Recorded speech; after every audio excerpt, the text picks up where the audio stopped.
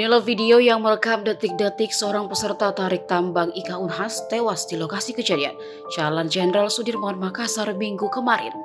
Video itu menampilkan para peserta yang awalnya berdiri di tengah jalan, sementara tali tambang masih tergeletak di aspal jalan.